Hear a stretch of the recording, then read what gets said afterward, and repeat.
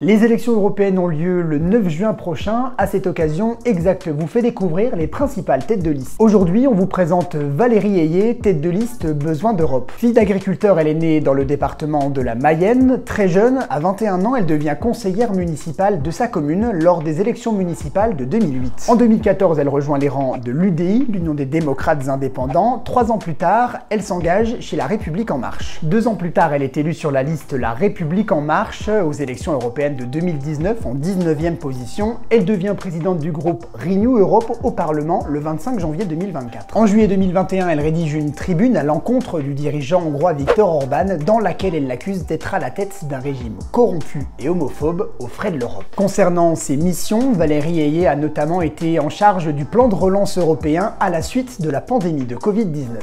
Cette relance, elle doit permettre à notre continent de se relever. Elle doit permettre aux Européens de rester debout.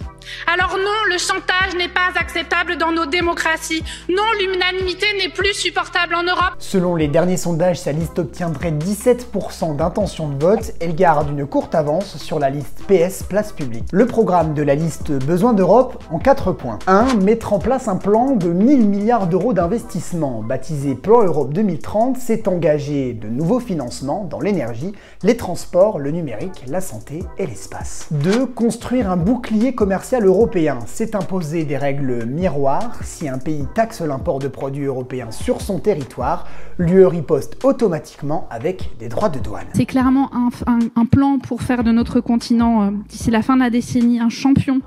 Donc 5 secteurs clés stratégiques de l'économie de demain. 3. Investir 100 milliards d'euros dans la défense. C'est contraindre chaque pays à définir son budget de défense à 3% de son PIB d'ici à 2030. 4. Renforcer Frontex, l'agence chargée de la protection des frontières de l'UE. C'est déployer 30 000 agents supplémentaires et intervenir dans les territoires d'outre-mer. Ceci pour faire face à l'immigration et au trafic.